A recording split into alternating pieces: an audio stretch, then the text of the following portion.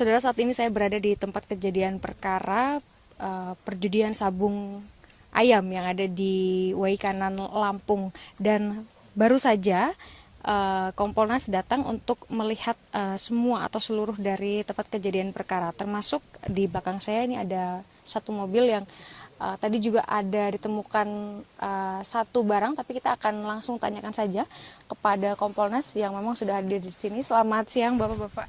Selamat siang. Selamat siang. Pak, ini terkait dengan temuan hari ini apa saja Pak? Iya, sebenarnya hari ini adalah proses dari kemarin ya. Kemarin itu kami juga mengurai faktanya dari sumber langsung, ya, baik petugas maupun orang yang ikut dalam perjudian maupun sabung ayam ini cukup detail. Nah, hari ini kami mengurai apa yang kita konfirmasi ulang nih, apa yang disampaikan dengan kondisi lapangannya. Lah, hal-hal yang penting misalnya bahwa posisinya adalah terang-terang ya. Jadi bukan malam ya, petang yang malam, enggak, terang kayak seperti ini kurang lebih. Oke, tapi kan Itu sempat satu. Kan pentingnya itu ya untuk menunjukkan apakah masing-masing orang bisa terlihat, bisa.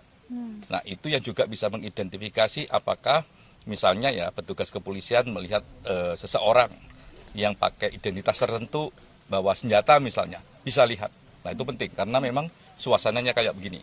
Terus kami juga cek letak selongsong peluru dan sebagainya, lihat posisi jenazah dan sebagainya, membayangkan sudut tembakan dan sebagainya, itu juga memungkinkan. Memungkinkannya apa? Ya ini orang yang melakukan penembakan adalah orang yang biasa menggunakan senjata dengan sasaran yang spesifik, ya mungkin dia juga bisa menghitung nih efek dari tembakan tersebut, mematikan ataukah tidak. Makanya spesifik sasarannya. Lah, artinya terlatih begitu ya Pak? Orang yang biasa menggunakan senjata seperti ini, dan ini terkonfirmasi dengan beberapa informasi yang kami dapatkan bahwa ya orang tersebut memang kalau ada di sini sering membawa senjata tersebut. Jenis senjatanya kami dikasih tahu, ya karakter senjatanya kami juga tahu, tapi belum bisa kita umumin.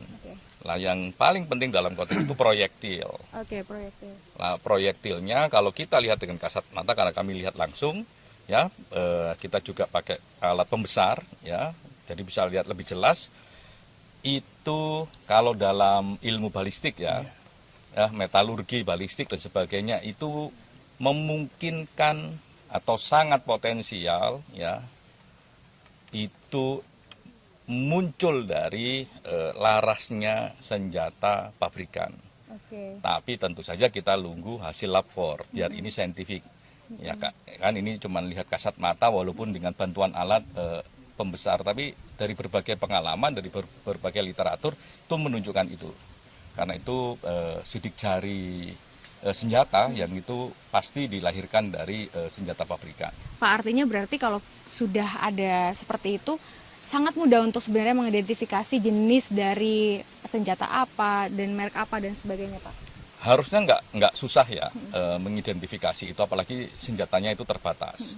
Gitu. Itu mudah gitu ya. Semoga tim join tim ini bisa membuka itu ya, dan bisa menerangkan apa yang terjadi dan bisa menghadirkan keadilan bagi korban. Kan itu yang juga penting. Saya kira kita berharap ya Pak Supardi, semua pihak untuk profesional ya, kami mendukung ada join team ini, dan kami berharap pendekatannya adalah pendekatan ilmiah sehingga tidak hanya bisa dipertanggungjawabkan di Indonesia, di dunia internasional pun juga bisa, karena saintifik itu bisa diuji dimanapun. Gitu. Oke, baik. Tadi Pak Nam juga sempat menemukan ada temuan Pak Pardi tadi sempat menemukan ada apa Pak di mobil ini Pak? Sebetulnya tadi ada keraguan apakah mobil ini betul sebagaimana yang diasumsikan adalah milik dari oknum yang menjadi terduga pelaku.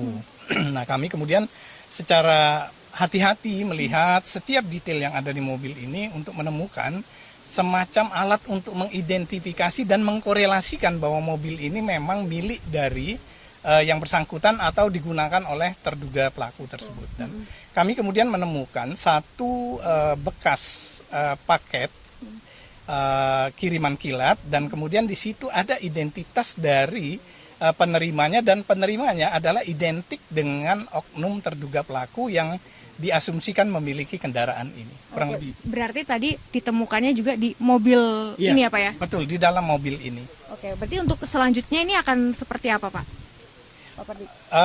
Kita akan memberikan rekomendasi kepada terutama teman-teman di kepolisian bahwa apa yang diasumsikan, apa yang dinyatakan oleh para saksi bahwa terduga pelaku ada di TKP, itu bisa dikonfirmasi dari kendaraan yang ada di sini, yang kendaraan itu bisa dikorelasikan dengan yang bersangkutan.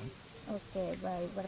Nanti kita akan tunggu bagaimana selanjutnya dari pihak kepolisian setelah rekomendasi dari Kompolnas sudah diserahkan begitu ya Pak ya? Iya, setelah kami rangkai semuanya, kita lihat hasil kami, bikin standing laporan, kami dalami dengan berbagai pendekatan teori, ya, misalnya kayak tadi yang soal balistik tadi, soal sidik jari peluru dan sebagainya, meyakinkan itu, baru kami akan rumuskan rekomendasi.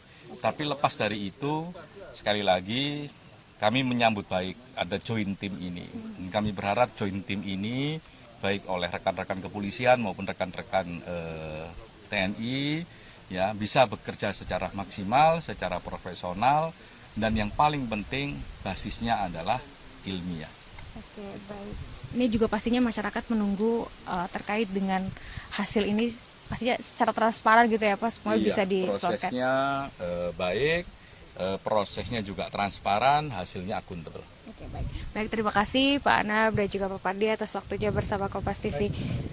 Nah, saudara, itu tadi adalah satu temuan yang ditemukan oleh Kompolnas pada saat melihat tempat kejadian perkara, yakni di tempat perjudian sabung ayam. Sudah ada satu yang ditemukan dan nanti Kompolnas akan merekomendasikan atau merumuskan lalu merekomendasikannya ke polisi, dan nanti kita akan lihat hasilnya bersama. Abel Insani, Julian Fernando, Kompas TV, Lampung.